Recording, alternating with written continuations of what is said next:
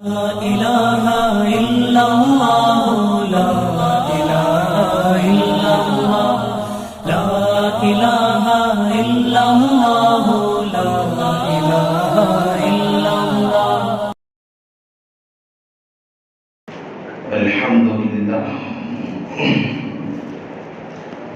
الحمد لله نحمده ونستعينه ونستغفره ونؤمن به ونتوكل عليه ونعوذ بالله من شرور أنفسنا ومن سيئات أعمالنا. من يهده الله فلا مضل له ومن يضلله فلا هادي له. ونشهد أن لا إله إلا الله وحده لا شريك له. ونشهد أن سيدنا ومولانا محمدا عبده ورسوله صلى الله عليه وعلى آله وأصحابه وبارك وسلم تسليما كثيرا أما بعد فأعوذ بالله من الشيطان الرجيم. بسم الله الرحمن الرحيم. ليس البر أن تولوا وجوهكم قبل المشرق والمغرب ولكن البر من آمن بالله واليوم الآخر والملائكة والكتاب والنبيين وآتى المال على حبه ذوي القربى واليتامى والمساكين وابن السبيل والسائلين وفي الرقاب وأقام الصلاة وآتى الزكاة. وقال النبي صلى الله عليه وسلم: الراحمون ارحمكم من في الأرض ويرحمكم من في السماء، أو كما قال النبي عليه الصلاة والسلام. رب اشرح لي صدري ويسر لي أمري واحلل عقدة من لساني يفقهوا قولي. اللهم صل على سيدنا مولانا محمد في أول كلامنا. اللهم صل على سيدنا مولانا محمد في أوسط كلامنا. اللهم صل على سيدنا مولانا محمد في آخر كلامنا.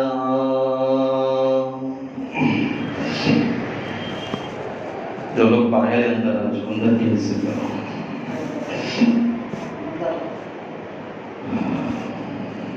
معزز سامعین کرام،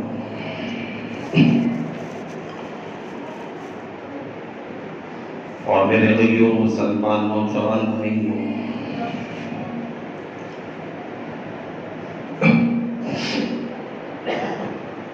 اللہ تبارک و تعالیٰ نے اس سورہ زمین پر جتنی مخلوقات کو اللہ نے پیدا فرمایا ہے، اللہ نے ہر مخلوق کے اللہ نے حقوق بیان فرمایا. اور اللہ تعالیٰ نے انسانیت کے لیے اللہ کے نبی علیہ السلام نے ارشاد فرمایا: الخلق آیات اللہ. یہ مخلوق ساری کی ساری اللہ کی عیال میں سے. جس طرح عیال اپنے گھر بار والا آدمی بھائی کے ساتھ جیسی محبت رکھتا ہے اور جو پیار اور جو ذمہ داری، ایک دوسرے کی الفت، ایک دوسرے کا درد، ایک دوسرے کی تکلیف پر رنج کرنا، تکلیف اٹھانا، جس طرح ایک دوسرے میں ہوتا ہے، اللہ کے نبی علیہ السلام نے فرمایا کہ دنیا کے اندر رہنے والا آدمی چاہے جیسا بھی ہو، کالا ہے آدمی، پیلا ہے آدمی، چاہے کون سے خاندان سے تعلق رکھنے والا ہے، چاہے اس کا خاندان اعلیٰ ہو، چاہے ادنا خاندان سے تعلق رکھنے والا ہو، چاہے مالدار ہو، چاہے غریب ہو، چاہے جیسا بھی ہو، اللہ کے نبی علیہ السلام نے فرمایا کہ الخلق عیال اللہ، یہ مخلوق، اللہ کی مخلوق آپس میں اللہ کی عیال ہے۔ اللہ تعالیٰ کے نبی علیہ السلام نے سمجھایا کہ دنیا میں انسان آتا ہے، ہر آدمی کے ساتھ حالات الگ الگ پیش آتے ہیں، ہر آدمی کے ساتھ مصیبتیں، مسائل، شکایتیں الگ الگ ہوتی ہیں، ہر آدمی کے ساتھ کچھ نہ کچھ وبائیں اس کا شکار ہو جاتی ہے، آدمی کسی مصیبت کا شکار ہو جاتا ہے، ہر ایک کے حالات الگ ہوتے ہیں، ہر آدمی الگ مصیبتوں کا، مصائب کا شکار ہوتا ہے، اور انسانیت کا تقاضا ہوتا ہے، اور انسانیت یہ تقاضا کرتی ہے، اور فطرت انسانیت کے اندر اللہ نے اس چیزوں کو رکھا ہے کہ جب ایک آدمی رنج میں ہوتا ہے، تکلیف میں ہوتا ہے، مصیبت میں ہوتا ہے، چاہیے کہ اس کا دوسرا بھائی اور اس کا دوسرا مسلمان اس کا رنج کھائے، اس کی تکلیف میں شریک ہو، اس کی پریشانی میں ساتھ دے، اس کی مصیبت میں اس کا ساتھ دے، اس کی پریشانی کے وقت میں اس کے ساتھ آئے، شریعت یہ کہتی ہے۔ اس لیے حالانکہ جتنے ساری دنیا کے اندر انسان پیدا ہوتے ہیں، اسی لیے اللہ کے نبی علیہ السلام نے کہا کل مولود یولد علی الفطرہ، ہر بچہ دنیا میں جو پیدا ہوتا ہے، مسلمان کے گھر میں پیدا ہوا بچہ، بھیڑ کے گھر میں پیدا ہوا، غیر مسلم کے گھر میں پیدا ہوا، سکھ کے گھر میں پیدا ہوا، یہودی کے گھر میں پیدا ہوا، بت پرست کے گھر میں پیدا ہوا،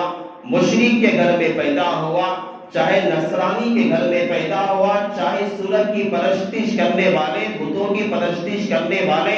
گائے ماتا کا پیشاب پینے والے، گائے ماتا کو اپنا خدا ماننے والے، چاہے دنیا میں جس مذہب سے تعلق رکھنے والی انسانیت کیوں نہ ہو، اللہ کے نبی علیہ السلام نے فرمایا دنیا میں جو انسان دنیا میں آتا ہے، ہر بچہ فطرت اسلام پہ پیدا ہوتا ہے، لیکن اس کے ماں باپ او یحودانی او ینصرانی او یمجسانی، اس کے ماں باپ ہوتے ہیں اسے یہودی ہوتے ہیں، بچے کو یہودی بنا لیتے ہیں، غیر مسلم ہوتے ہیں اسے غیر مسلم بنا لیتے ہیں، ماں باپ مندروں میں جا کر گھنٹیاں بجانے والے ہوتے ہیں، بچے کو بھی گھنٹیاں بجانے والا بنا دیتے ہیں، ماں باپ اپنے یہاں بت پرستی کرنے والے ہوتے ہیں، سورج کی پرستش کرنے والے ہوتے ہیں، اور غیر اللہ کو اپنا خدا ماننے والے ہوتے ہیں، اپنے بچے کو بھی اسی دھرم پہ چلا دیتے ہیں، حالانکہ جو بچہ دنیا میں پیدا ہوتا ہے وہ مسلمان کی حالت میں پیدا ہوا کرتا ہے۔ اس لیے اللہ کے نبی کہتے ہیں دنیا میں ہر انسان جو آتا ہے مسلمان کی حالت میں آتا ہے، لیکن اس کے ماں باپ اس کے مذہب کو بدل دیتے ہیں، اس کے حالات کو بدل دیتے ہیں، اس کی زندگی میں فرق لا لیتے ہیں۔ بچہ دیکھتا ہے ماں باپ جا کے مندروں میں گھنٹیاں بجاتے ہیں، بچہ دیکھتا ہے ماں باپ جا کر جو ہے بت پرستی کرتے ہیں، بچہ دیکھتا ہے کہ ماں باپ گائے ماتا کا پیشاب پیتے ہیں، بچہ دیکھتا ہے کہ ماں باپ جا کر کسی غیر اللہ کو اپنا رب مان کر بیٹھے ہوئے ہیں۔ بچہ اپنی فطرت کی وجہ سے ماں باپ کو، اپنے بڑوں کو، اپنے سرپرستوں کو دیکھتے ہوئے اسی فعل کو کرنے لگ جاتا ہے۔ حالانکہ ہونا تو یہ چاہیے تھا جس طرح ہر بچہ دنیا میں آتا ہے مسلمان کی حالت میں آتا ہے، تو ہونا تو یہ چاہیے تھا کہ اگر ماں باپ اپنی جگہ مسلمان ہوتے تو ساری دنیا کے لوگ مسلمان ہوتے۔ تو اللہ کے نبی علیہ السلام نے نے فرمایا کہ مسلمان جو ہوتا ہے وہ دنیا میں رہنے والا ایک بھائی کا درد دوسرے بھائی کو ہونا چاہیے، یہی انسان کی فطرت ہی ہونی چاہیے۔ اور جو آدمی انسان کی فطرت کے اندر جو چیزیں اللہ تبارک و تعالیٰ نے رکھی ہیں، ان چیزوں میں سے ایک چیز بھی یہ ہے کہ اس بازو پڑوس میں رہنے والا آدمی بیمار ہے، پریشان ہے، مصیبت زدہ ہے، اور پڑوس میں رہنے والا آدمی کو کوئی اس کی پرواہ نہیں ہوتی، اس کے چہرے پہ کوئی بل نہیں پڑتے، سامنے والا آدمی پریشان حال ہے، اس کے چہرے پہ کوئی رحم نہیں آتا، دل میں کوئی کرم نہیں آتا، یہ چیزیں انسان کی فطرت ہی سے الگ ہے، یہ چیزیں انسان کی فطرت ہی سے الگ ہے، کیونکہ اللہ تبارک و تعالیٰ نے ساری مخلوق کے اندر، انسانیت کے اندر بطور خاص اللہ تعالیٰ نے رحم اور کرم، محبت اور الفت کے مادے کو اللہ نے رکھا ہے۔ ہمدردی کا مادہ انسانیت کے اندر پایا جاتا ہے، الفت اور محبت کا مادہ انسانیت کے اندر پایا جاتا ہے، اور یہ محبت الفتیں اللہ تعالیٰ نے ہر انسان میں رکھی ہے، چاہے جو مذہب سے اس کا تعلق کیوں نہ ہو، جس مذہب کو ماننے والا کیوں نہ ہو، چاہے جس کی عبادت کرنے والا کیوں نہ ہو، کسے اپنا رب ماننے والا کیوں نہ ہو، کہ کہیں چوکھٹوں کے سامنے جا کے سجدے کرنے والا کیوں نہ ہو، لیکن اللہ تعالیٰ نے انسانیت کے اندر الفت اور محبت کا مادہ رکھا ہے۔ اللہ کے نبی علیہ السلام ربیع الاول کا مہینہ ہے، اللہ کے نبی علیہ السلام دنیا کے اندر جب آئے، اللہ کے نبی علیہ السلام نے اپنی نبوت کا تاج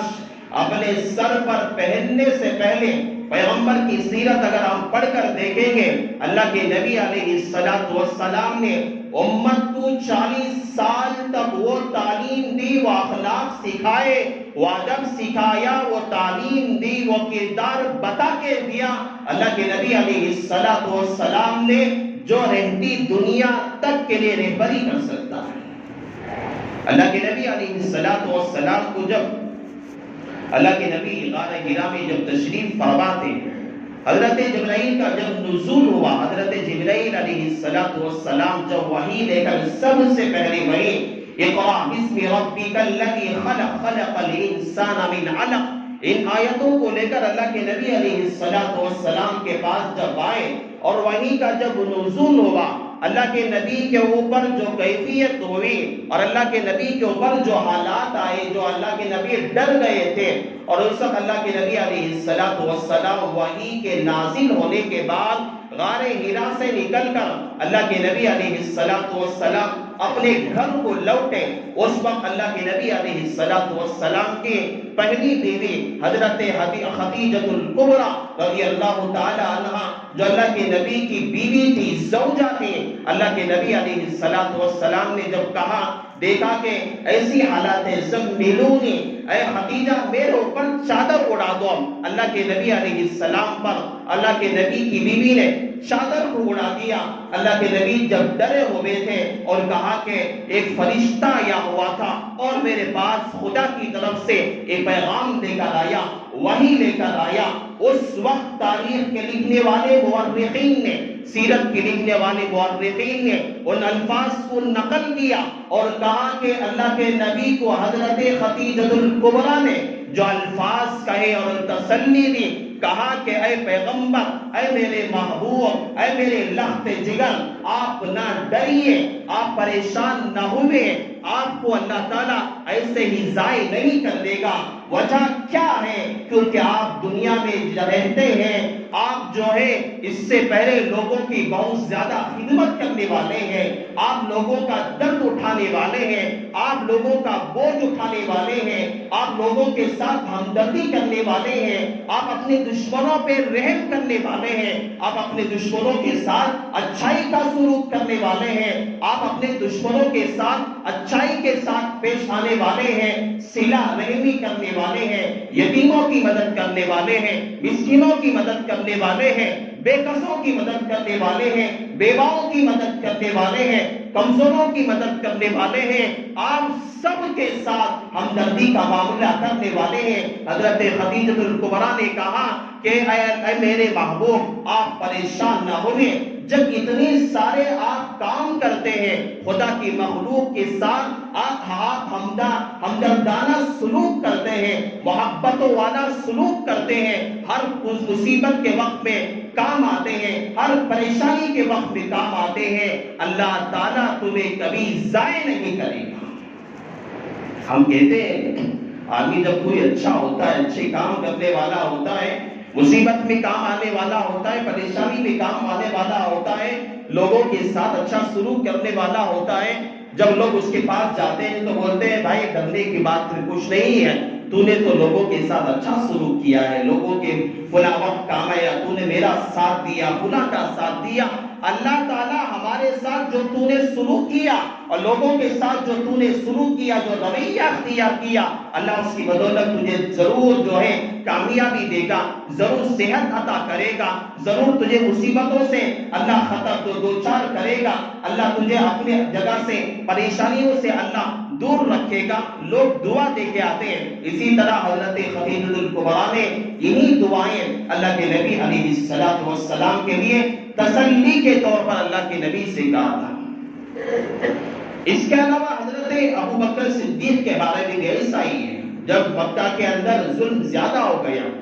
زیادہ پریشان کرنے لگے، کفار اور مشرکین بہت زیادہ مسلمانوں کو ستانے لگے، پریشان کرنے لگے، حضرت ابو بکر صدیق رضی اللہ تعالیٰ نے جب اللہ کے نبی علیہ السلام سے اجازت لے کر اور ہجرت کرنا چاہا، ہجرت کے لیے مکہ سے نکل گئے،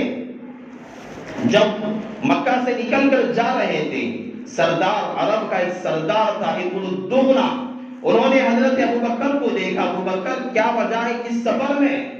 حضرت ابو بکر صدیق نے کہا کہ بھائی تو میں مکہ میں رہتا ہوں، لیکن مکہ کے لوگ مجھے چین سے رہنے نہیں دیتے، پریشان کرتے ہیں، ستاتے ہیں، پریشانی میں ڈالتے ہیں، اس لیے میں یہاں سے مکہ سے نکل کر کسی دوسری جگہ ہجرت کر کے جا رہا ہوں تاکہ میں اپنی زندگی اپنے اسلام کے ساتھ عافیت کے ساتھ گزار سکوں۔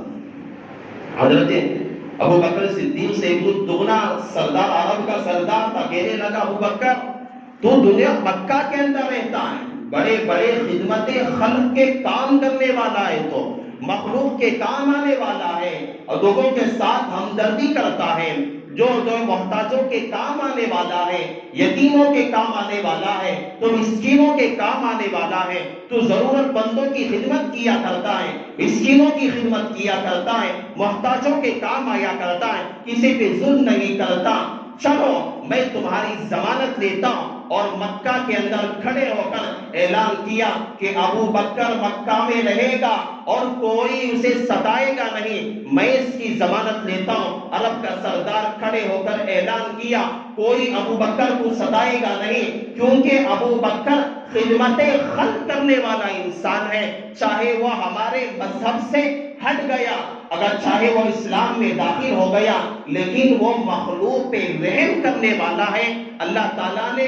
غیر مسلموں کے اندر، کافروں کے اندر، میں نے کہا مشرکوں کے اندر چاہے مذہب الگ ہوگا، لیکن انسانیت کی وجہ سے اللہ نے ہر ایک کے اندر فطرت اور محبت، اللہ رحم کا مادہ رکھتا ہے۔ آدمی سامنے والا دیر چمہار ہوگا، لیکن وہ سمجھتا ہے کہ آدمی رحم کرنے والا کون سا ہے، کون سی اچھی چیز ہے، کون سی بری چیز ہے، کون سا جو ہے سب کام ہے، کس پہ ظلم ہو رہا ہے، آدمی کو یہ چیزیں سمجھ میں آتی۔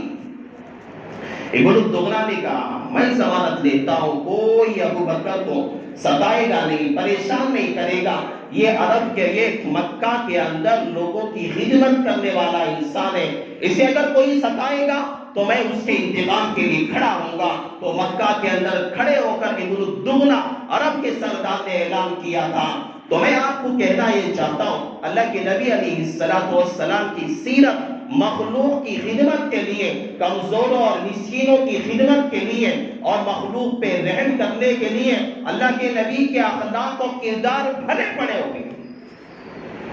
ایک یہودی کا بچہ اللہ کے نبی علیہ السلام کی خدمت میں آتا تھا، جن کا واقعہ لکھا ہے، ایک بچہ جو بعد راستے میں اس کے باپ نے کچھ سامان منگوانے کے لیے بچے کو بھیجا، وہ بچہ راستے سے گزر رہا تھا، پیغمبر کا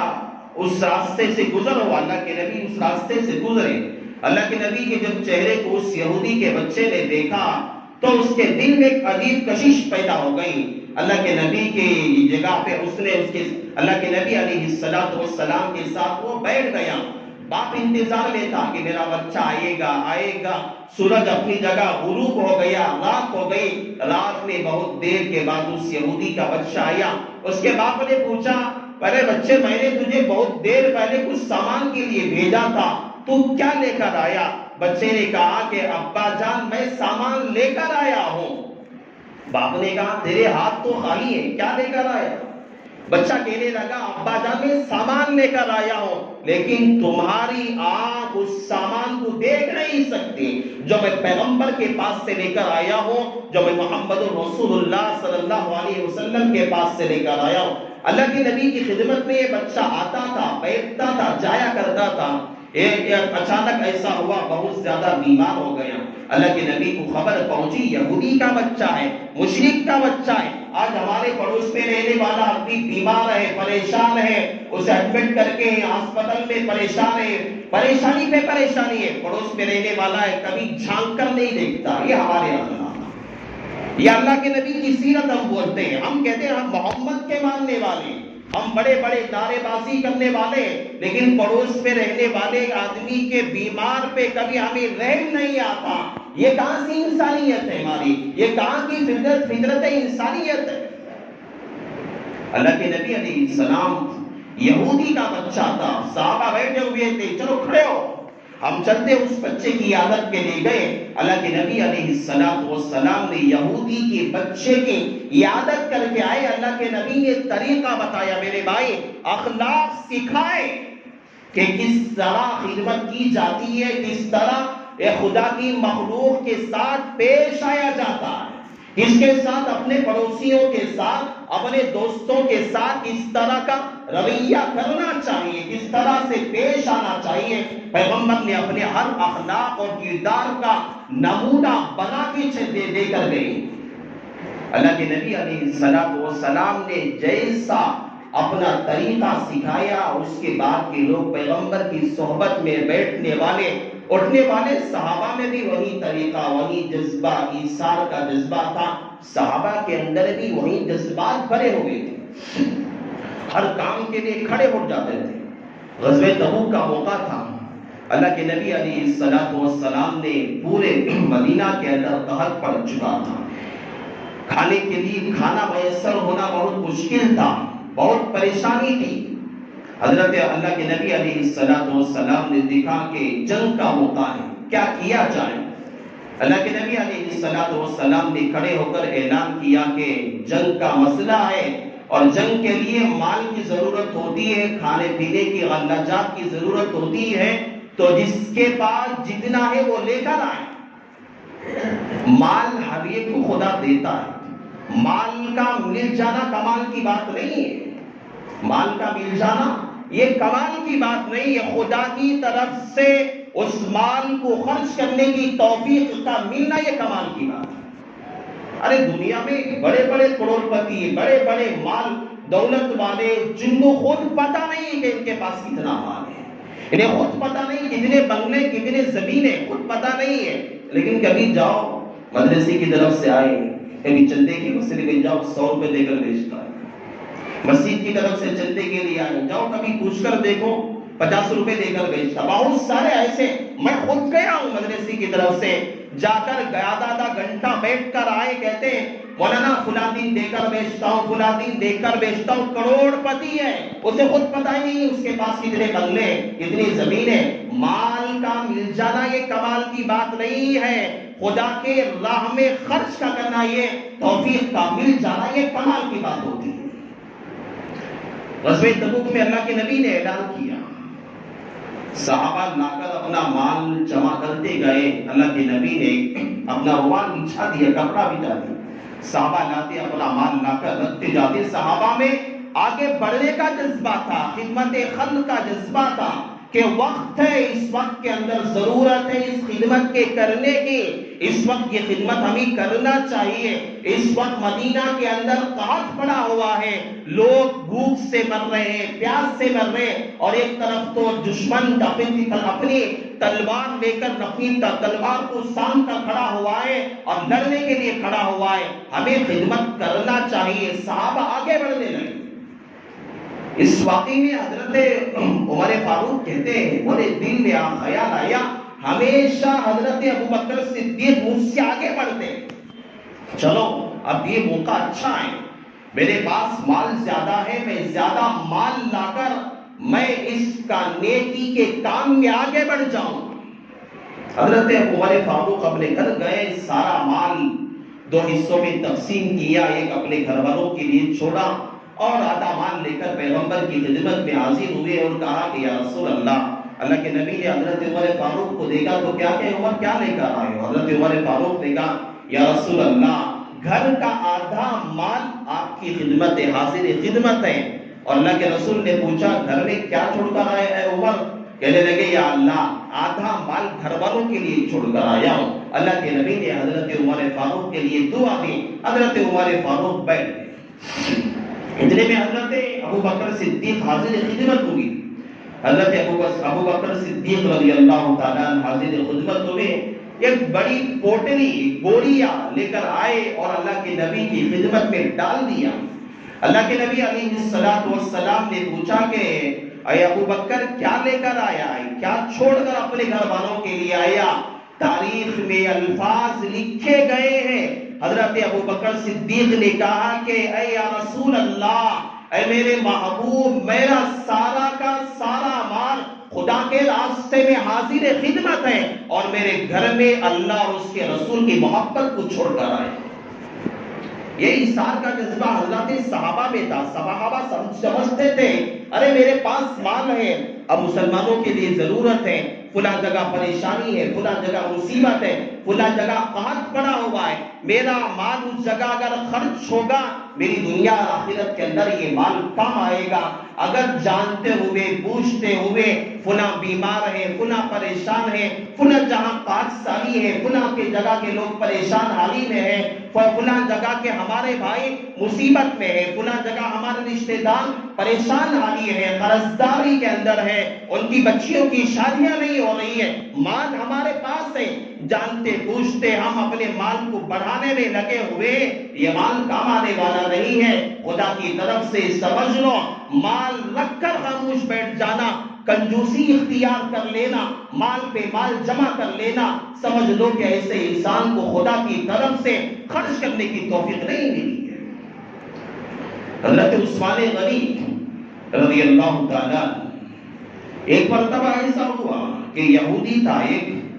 پانی کا مسئلہ تھا، پانی بیر ایک روما، ایک کنواں تھا، اس کا مسئلہ تھا، یہ مسلمانوں کو پانی بیچا کرتا تھا، لوگ پریشان ہوتے تھے، پانی خریدنا پڑتا تھا۔ حضرت عثمان غنی رضی اللہ تعالیٰ نے دیکھا کہ یہودی کو لوگوں کے ساتھ پیسہ لے کر پانی بیچا کرتا ہے، تو اپنا پاس پیسہ تھا، دیکھو مال، میں بار بار سمجھا رہا ہوں، مال ہمارے پاس ہے، اسے دیکھنا چاہیے ضرورت کہاں ہے، ضرورت کی جگہ اگر لوگوں کی ضرورت اور خدمت خلق کے لیے پیسہ صحیح جگہ صحیح مصرف پہ خرچ ہوگا، اللہ اس میں برکت بھی دیتا ہے۔ غلط جگہوں پہ خرچ ہوتا ہے، اللہ تعالیٰ اس مال سے برکتوں کو ختم کر کے رکھ دیتا ہے۔ حضرت عثمان غنی نے دیکھا کہ پانی کا مسئلہ ہے، لوگ پریشان ہیں، یہودی سے بات کیا کہ اس کنویں کو مجھے دے دے۔ یہودی نے کہا کہ میرا کاروبار اس میں چلتا ہے، میں پیسہ کماتا ہوں، اگر میں تجھے بیچ دیا تو کیا کروں؟ حضرت عثمان غنی نے کہا کہ فراست ایمانی ہوتی ہے، اللہ تعالیٰ ایمان والوں کو، اللہ والوں کو اللہ تعالیٰ ایک فراست دیتا ہے۔ ہماری نظر ہے، ایک اللہ والے کی بھی نظر ہے، ایک اللہ والا ایک بات کہتا ہے، ہماری بات تو ہماری عقل میں وہ باتیں گھستی نہیں ہے، لیکن فراست ایمانی ان کی اتنی زیادہ ہوتی ہے، وہ آگے کے آنے والے حالات کو تبصرہ کر لیتے، دیکھ لیتے، ان کی باتوں کے اندر وہ فراست ایمانی موجود ہوتی ہے۔ حضرت عثمان غنی نے کہا کہ بھائی مجھے ایک کام کرنا، تیرا آدھا کنواں، آدھی بوڑی مجھے بیچ دینا، آدھی تو رکھ لینا اور قیمت پوری لینا۔ یہودی نے سمجھا نہیں تھا، اس نے ہاں مان لیا، پیسہ پورے لے لیا، رقم پوری لے لیا، اور کہا کہ ایک دن تم پانی بھرنا، ایک دن میں بھروں گا۔ تو مان بات ہو گئی۔ حضرت عثمان غنی نے کہا مسلمانوں سے، ایک دن جس دن میری باری آئے گی، سارے کے سارے مسلمان بغیر قیمت کے پانی بھرا کرو اور بغیر کسی قیمت دیے کے پانی بھر لیا کرو۔ مسلمان سارے آتے ہیں، اور یہ پہلے دن جس دن حضرت ابوبکر حضرت عثمان غنی کی باری آتی ہے وہ پانی بھر لیتے۔ دوسرے دن یہودی آتا، کوئی پانی خریدنے والا نہیں ہوتا تھا۔ یہودی نے دیکھا تو میرا تو یہ بیچنے کا مسئلہ ختم ہو گیا، حضرت عثمان غنی کے پاس گیا، آدھا جو کنواں بچا ہوا اسے بھی خرید لو۔ حضرت عثمان غنی نے اسے بھی خرید لیا، مسلمانوں کے لیے وقف کر دیا۔ حالات جب آتے ہیں ان کے حالات میں ساتھ دینا، کام آنا، پریشانی کے وقت میں، مصائب کے وقت میں، حالات کے وقت میں، یہ اصل چیز ہوتی ہے۔ میں آپ کو اتنی دیر اس وجہ سے سمجھا رہا ہوں، ہمارے یہاں دکن کے علاقے میں، حیدرآباد کے علاقے میں جو حالات ہیں، جو سیلاب کی وجہ سے، مسلسل بارش کے ہونے کی وجہ سے، جو آج ہم اپنے موبائلوں میں، اپنے یہاں گھروں میں، ٹی ویوں میں، نیوز چینلوں کے ذریعے سے، واٹس ایپ اور فیس بکوں کے ذریعے سے ہم جو حالات دیکھ رہے ہیں، لوگوں کے گھر ڈوب کے چلے جا رہے ہیں، لوگ جو ہے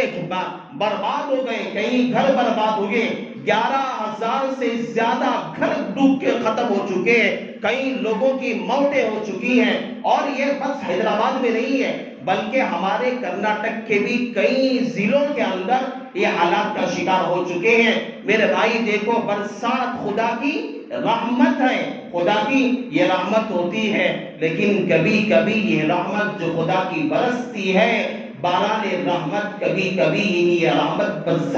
زحمت بھی بن جاتی ہے۔ لوگ کہتے ہیں کہ ایسی جگہ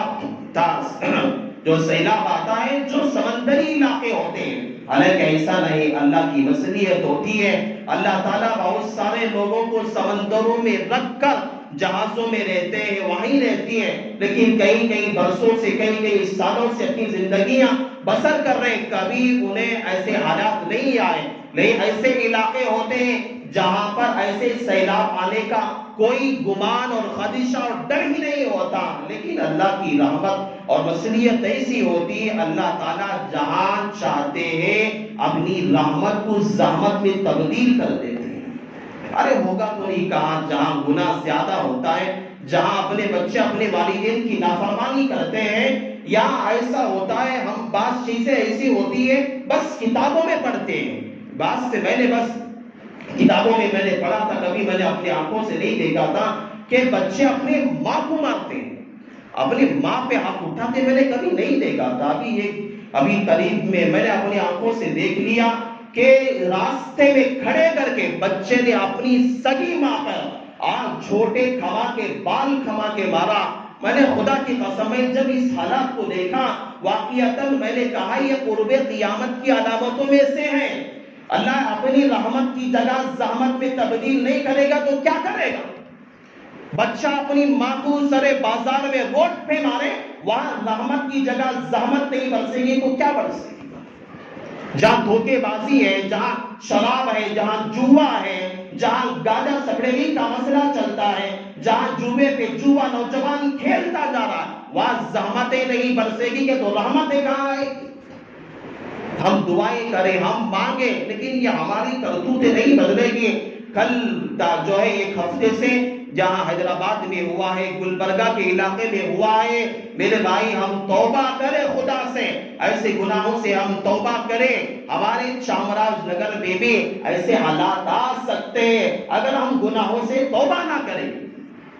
ہم توبہ نہ کریں گے، ایسے حالات کا ہم شکار ہو سکتے ہیں۔ اس لیے باز آ جائے، جو حالات ہوئے ہیں میں آپ کے سامنے کہنا یہ چاہتا ہوں، اب جو حالات ہوئے ہیں اس حالات کے لیے ہم جو ہے انسانیت کے تحت، الخلق عیال اللہ، اور اللہ تعالیٰ نے اپنے قرآن میں فرمایا وَفِي أَمْوَالِهِمْ حَقٌّ لِلسَّائِلِ وَالْمَحْرُومِ، اللہ تعالیٰ نے ہمارے اپنے مالوں میں سے سوال کرنے والوں کے لیے اور حاجت مندوں کے لیے اللہ تعالیٰ نے حصہ رکھا ہے۔ میرے پاس مال ہے تو میرے پاس میں سے مال کا حصہ، اگر کوئی ضرورت مند ہے، کوئی حاجت مند ہے، کوئی مانگنے والا ہے تو اسے بھی دینا میرے مال کا ایک حصہ ہے۔